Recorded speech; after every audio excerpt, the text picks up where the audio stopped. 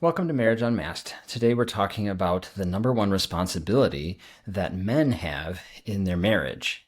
This is a follow-up to last week when we talked about the number one responsibility for wives. And just like then, this is not about doing. It's not about performance. It's not about perfection. This is really more about presence. What you do as a man in your marriage is definitely important, but who you are matters so much more. And the kind of presence that you bring to your marriage is really the most powerful thing. And it has very little to do with just doing things. And too many times we as guys, we get really caught up in the doing of things. And we don't always bring that grounded, strong presence. And that flows from your identity and your purpose. And so the number one responsibility of a man in his marriage is really to use his God-given strength to provide safety for his family. That is the key thing that a man brings to the relationship, is his strength. And that's strength in all aspects, really. It's the strength that God gives him. His physical strength is important. It is also his mental, his emotional strength, his spiritual strength, the strength of his will as well. It's all important. It's all at play there. And God wants him to use that strength to provide a really safe environment for his family and especially for his wife in his marriage. So that safety looks like a lot of things. It looks like protection. It looks like stability in the relationship. It is also provision. The family has what it needs to survive and to thrive. It's leadership. It's a strong presence, and it's also about integrity, being a man of his word and doing what he says. That also provides safety for his family. And this is really the way that God designed it from the very beginning. When he created Adam, he formed him from the dirt and breathed life into him. And I just love the fact that even the word Adam, which means man, is very related to the Hebrew word for ground, for dirt, for earth. And I like to think of that as like the man was to be the stability. He was to be the ground. He was to be the solid foundation for his family and the soil that would cause his family to thrive. There's a sense of humility to it, that he's made out of the earth, out of the dirt. And there's also that amazing power that God gives as he breathes life into the man. He's alive by the breath of God. So it's just really powerful how God made the man. It just helps to remind me, what is the man's purpose? It is that stability, it's that strength, it's that foundational aspect of the relationship. He also gave Adam a mission. And that mission was to rule over the creation that God had made. And so that took strength to do that, to rule, strength of mind, strength of heart, physical strength too, to rule over God's creation. And then also directed the man to work the garden and to keep it. And keeping it really also had to do with protection and guarding and taking really good care of this environment that God had given in this garden. So this is all at play. When a man gets married to his wife, he provides a strong, grounded, stable environment for his family to thrive because he's coming at it, bringing in his God-given strength. You know what that actually reminds me of? Last week, I was talking about as a woman, thinking of yourself as this beautiful flower. And actually that goes to play really well with this, because you're talking about Adam and he's made from the ground and he is a grounded, strong man. And he's providing this stability and this really healthy environment. And that would then encourage a flower to bloom and be so healthy, because that flower is growing from this stable, strong, healthy place. Yeah. So I love that. No, they really work together. Absolutely. They definitely do. So strength that a man brings is just so important. And strength is a good thing. Unfortunately, a lot of times in our society today and in some men, there's that idea of toxic masculinity and toxic strength. It's strength that is not controlled, where a man will misuse the strength that God gives him for selfish reasons. He is out of control himself, and so he can hurt other people with his physical strength or even with the force of his presence. And so that's not the kind of strength that God wants a husband to bring to his marriage. It's not dominance. It's not forced obedience and cruelty. It is this grounded strength that is also tempered with gentleness and kindness and love that God also wants a man to have. It's not just strength, but it's also heart. It's also compassion. It's also kindness. And Obviously, the physical strength is important. It's hard when a man is out of shape. He can't really take care of his wife. She falls down. He can't pick her up. He can't defend his family if someone's coming at him, threatening them. So the physical strength is important, but far more important is the emotional strength and the inner strength of a man and his ability to be stable and strong inside of himself, to really know who he is and to be grounded in that identity, and then to be able to love his family from that inner strength. And in marriage, his inner strength looks like a lot of things. It looks like being very emotionally steady when there is high emotions in the family. Maybe his wife is going through a lot of difficult things and she is bringing a lot of hurt and pain to him, that he is able to hold her up in that. He's able to be the ground for the flower in that she can bring that to him and it doesn't sway him. It doesn't knock him down. He's able to contain that and hold space for that and hold her up and be supportive of her in that emotional thing that she's going through. That's really powerful and important for a man to have that emotional strength in every area of his life, in his job, in everything. He's not unstable. The emotions don't just take over and cause him to lose his direction and his purpose. And that really comes from confidence, right? A man who is confident, who knows who he is, who has that presence. He is not taking everything personally. What I hear from a lot of wives is they're just being a woman and they're just sharing their heart. Sometimes, they're going through a lot of stuff and they don't feel like their husband is a strong place because he's taking everything personally. He's getting defensive, turning it around and making it about himself.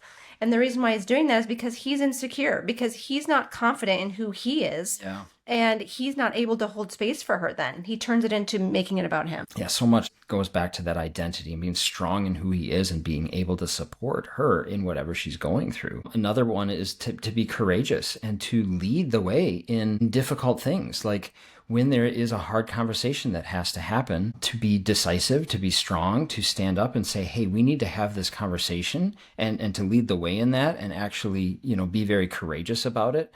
Rather than what often can happen is a man just collapses. He tries to ignore or avoid an issue instead of actually take that issue head on and say, hey, we really need to talk about this. We need to resolve this. A lot of times it's the wife who has to initiate that hard conversation instead of him. And that puts her in her masculine more and out of that safety again. It's also about taking responsibility, taking ownership. Like if a man makes a mistake, it's okay to make mistakes. And that's another thing too. A lot of times we as men, we can shame ourselves. It's okay to make a mistake, but when you make a mistake, to take ownership for that and to say, hey, this is what happened. This is what I did. I own this mistake, and here's how I'm going to repair. Here's how I'm going to resolve this issue. He's not a doormat either, so he doesn't just take the blame for everything, but he has these strong boundaries and he knows his responsibility and owns that. He's very decisive, so he makes decisions. He protects his family. I remember there was a time when we were walking on the beach and these dogs started coming out from nowhere. They were like coming ferociously. We were in a foreign country and these dogs come out of nowhere. They're like It was barking, nighttime. and they're very ferocious. And Cara was very scared, but then I like stood in the way and she was like, oh my gosh, that was like meant so much to her because I was protecting her. And I was calmly, decisively going out and I was like, I'm going to handle these dogs so that they don't come anywhere near my wife. And that's what a man needs to do. I'm not saying I've always protected perfectly by any means. There's been many times where I haven't, but that is the kind of energy that a man needs to bring in any kind of threat to his family. It doesn't have to be something like that. It can be maybe there's a spiritual threat. Maybe there's an emotional threat, or you see that your wife is like overtaxed and she is like burdened by a lot of things, and how a man makes decisions to protect his wife from that overwhelm. I'm going to take these things off of your plate and I'm going to make sure that they get handled so that you don't have to deal with all of that and feel so burdened. That's a way of protecting his wife. And what that strength is not, it's not passive, it's not avoidant, and it's not like emotionally checked out. And that was me a lot in our relationship. She brings up disciplining the kids in a certain way, and rather than address it, rather than like take that on as, hey, this is a problem I need to solve, I got really defensive, as if, okay, well, that means I'm not man enough, I can't handle this. So I would avoid and not step into that responsibility and not lead in that. That would leave her to have to take over that responsibility. And that was just super painful for her. It was really painful for me when Adam was showing up in a more passive role, a more people-pleasing role. He thought that saying whatever you want is actually helpful to me when it's absolutely the opposite. And I always felt like I had this heavy burden on me to run everything and carry everything. Yeah.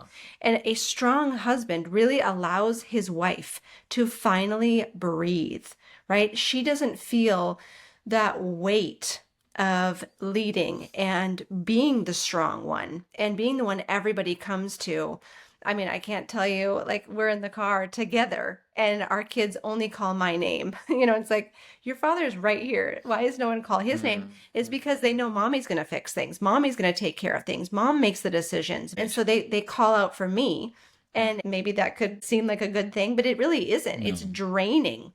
And a strong man, he really allows his wife to finally breathe, right? When you're carrying this heavy weight, you're like this hunched over, struggling woman, and then you finally can breathe, and it's like you open up, right? Your whole posture can change when your husband is stepping into his strength. As Adam talked about before, one of the ways is to protect, but also it's guarding her heart, right? Guarding her heart with your words, with your thoughts, and with your actions. I coach a lot of wives who their husbands are unfortunately not guarding their hearts. Their husbands are letting their own thoughts and actions lead to porn or to emotional affairs or other things like that.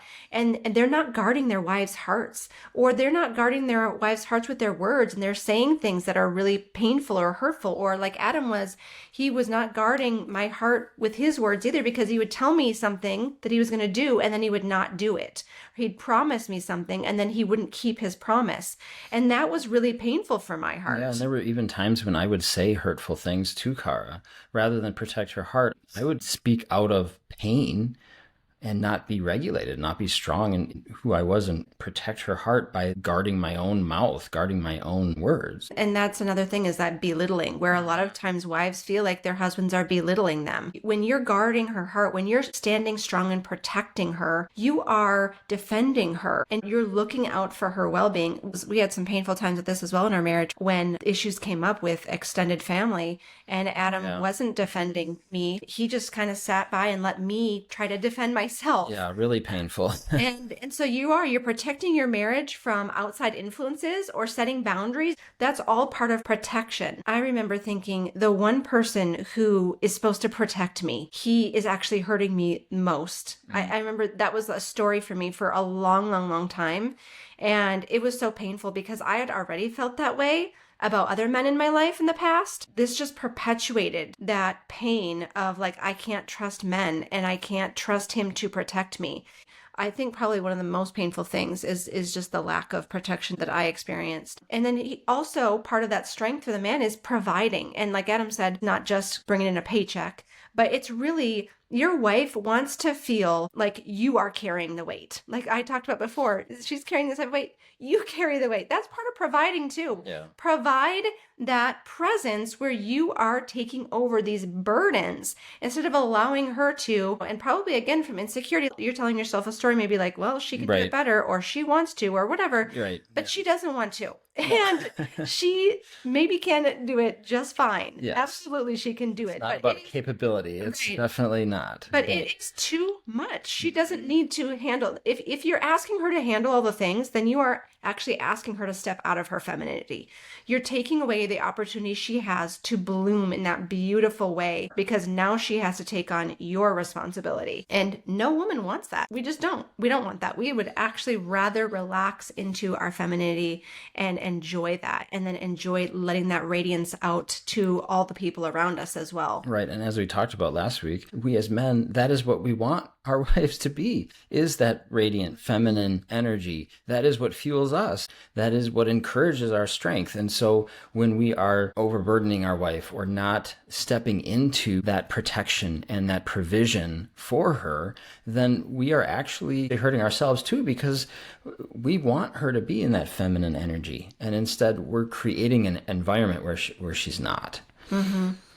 Also, when we think about providing, right? He's providing things emotionally, like his presence when she's hurting, when she is just going through life as a woman and she wants to feel like she can be held by him, that she can lean into him, relax into him. And when she doesn't feel like she's getting his presence or his affection or his love or his leadership in that, then she feels like she has to hold herself up. She has to provide that stability and figure it all out herself. So providing that safety, it really changes everything for a woman. It really does. All the wives that I work with in Restored, they are all feeling unsafe in some way. They're all in degrees of struggling with their connection with their husband. It almost always leads back to feeling unsafe. And so it changes everything. It really unlocks femininity and it changes the way she sees you too. And really the way your entire family sees you. Because I noticed in our home, for so many years, the kids didn't respect Adam either. I didn't respect Adam. He honestly didn't respect himself. Right. And then the kids didn't respect him either, which was very troubling to me as well. It was like, it's one thing for me not to respect him, because I feel like I'll work through that. I'm an adult. But then for my kids not to respect him, I just felt so sad for them that they didn't have that kind of presence from him. Anyway, that's also really sad, but you are impacting your home. You are impacting generations when you step into your strength as a man. Men learn from other men, and your kids, your sons are watching you. They're learning either from the passivity and checking out, or they are learning from you stepping up and being that strong, safe place. And you're a safe place for them too, and that matters. So I know Adam didn't appreciate my lack of respect for him. He made that very clear to me, and I wanted to respect him. I really did. But if you're saying you don't like your wife's behavior too, it's probably because she doesn't feel safe with you. And I didn't feel that from him. And so I was going into this mode of trying to protect myself. And myself was saying, he's not safe. And I'm not going to respect somebody who's not a safe place. That's kind of the way your nervous system works. A lot of times women are also feeling anxious. That creates distance because she doesn't want to come close to someone who she doesn't feel like she can relax into and she can trust and she can be held by. She'll sometimes go into control, which I definitely did, and criticism, and I definitely did that, right? I thought that was going to finally make him be a safe place if I just kept telling him, do this, do that. No, that's not working.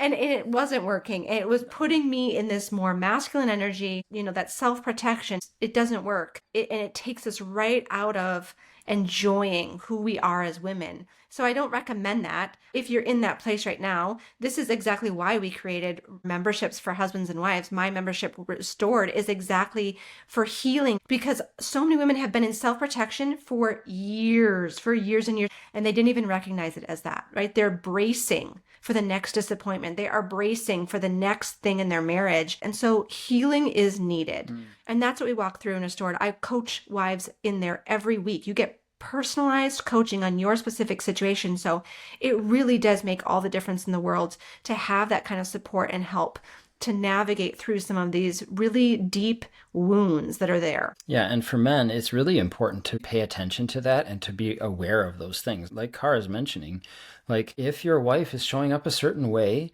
you as the man are responsible for the environment of your marriage, and you get to have a say in that. You absolutely need to have a say in that. And so if your wife is showing up a certain way, you need to ask yourself a few things. Well, is she feeling unsafe? Is she feeling unseen? Or is she feeling like she's not special anymore? And those three things are really important for you as a man to check in with yourself about, hey, where am I lacking my masculinity? Where am I not really stepping in as a strong provider and leader of my family here? And how am I not providing those things for her? We as men really do need to go after understanding this dynamic and stepping into a new way of being, so that we can provide for our wives, so that she can feel safe and that she can feel secure in your leadership and in your masculinity. Some examples in the Bible that help us as we try to understand what masculinity is all about and what it means to be a strong man in marriage. One of those is Boaz, whose name means strength, actually. He's such an amazing example because he took such tender care of Ruth. He was very proactive.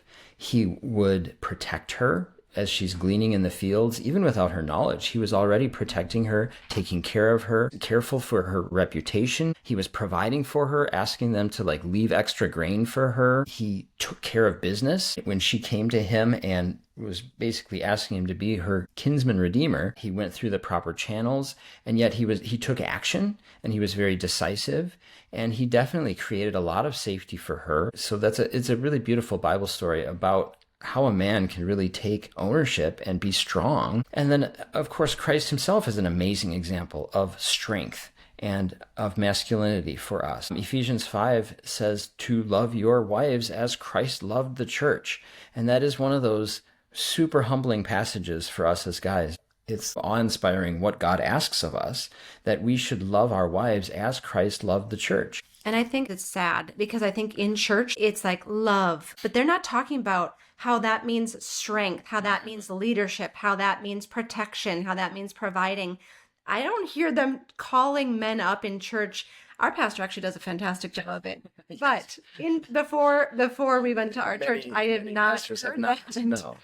And I think a lot of men get this idea of just like love, like gentle, like love your wife perfectly. So like I need to just do the loving. What I think a lot of men do is they take that whole like sacrifice thing in the wrong way. Love your wife like Christ loved the church means you sacrifice yourself for your wife. Okay, so that means, well, whatever you want, honey. Or that means that you don't have a say. You just let it all go her way. But that's such a misinterpretation and such a poor idea of what the Bible is actually saying, because it's not saying that. This is not just like this passive kind of love. It's not this self-avoidant kind of love. It is a love that acts. It's a love that goes out of its way to protect, provide, and to sacrifice. And when the Bible's talking about Jesus sacrificing himself, he doesn't just sacrifice whatever he wants for his people. He sacrifices himself into our greatest need, the thing that we need the most. And so what does your wife need the most from you? It's not for her to be in charge. It's not for her to do everything. It's not for her to make all the decisions and to plan all the things. What your wife needs from you is that protection we've been talking about. Your wife needs you to step in and lead. She needs you to be decisive. She needs you to solve problems and plan things and to take that off of her so that she is not so stressed and burdened under it. We as men are called to do hard things, to be strong for our family, and to sacrifice ourselves for our family in a way that really brings them what they need, not just whatever they want. And I think that's a key distinction as well. And Jesus, he was both very strong and very gentle. That was who he was all the time. He wasn't passive at all. He led his disciples very decisively and very well. He would call them out if they were struggling with something, or if they were like arguing about who was the greatest. He would call them out and he would teach them. He was very kind and gentle in the way he taught, but he was also very firm. And he was also very strong, and he didn't take no for an answer. And when they were dishonoring the temple, he literally physically threw them out. Like, this is not a passive, weak man. He is a very strong, capable, mighty man who does what needs to be done to lead and to love and to serve. And that's who he made us to be. That's who we are as men. We sometimes have such a poor view of ourselves. And that's something that society has really pushed on us as men. It is something that many of us as men, we didn't get a very strong idea of masculinity from our fathers, from our homes, either fathers who were angry and domineering and who were abusive even, and harsh, and caused a lot of wounds. Men often react negatively in that situation, learn not to be like their dad then. Or like me, I had a father who would teach me how to do guy stuff, but that's not masculinity. He was very passive and he was very checked out. He maybe had the final word on things, but in many ways he checked out of leading our family in a very decisive and strong way. It was very much, I'm going to do everything to make everybody happy. Like, that was the leadership, was like, whatever makes everybody happy, whatever keeps the peace for everybody. But that's not decisive leadership with vision and with a mission and with strength and conviction. I learned a lot of great things from my dad, but I didn't have a strong sense of of what masculinity really was. And I think a lot of us as men, we haven't learned that. And this is something that we need to be growing in. And it's not necessarily doing things like I mentioned before. This is not about just doing things. It's really about uncovering that strength that is already in us, that God planted in us.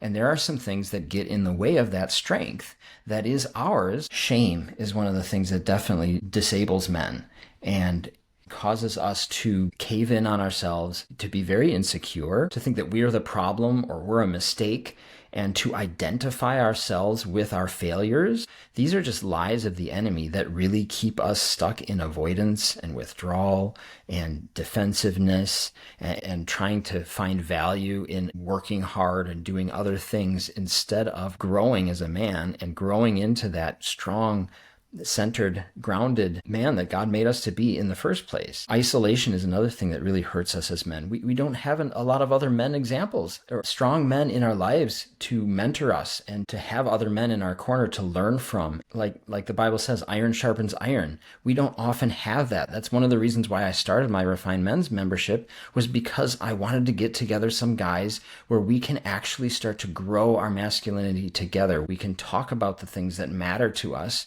that we can heal some of the wounds and the shame and the pain that are keeping us stuck and keeping us passive, keeping us checked out and not stepping into our strength as men, and really rediscover who we are as men, who God made us to be, and to step into that in our life, in our marriage. And so that is what we go after inside of my Refined Men's membership as well, with the coaching and with the inner healing resources and my inner healing course, which works at getting rid of some of these lies that are keeping us stuck in passivity. And some of the other things that can keep us stuck as men is like criticism and disrespect and things like that. So what happens in that unhealed masculine-feminine dynamic in a marriage is criticism and her contempt and her disrespect start to draw him more into his shame.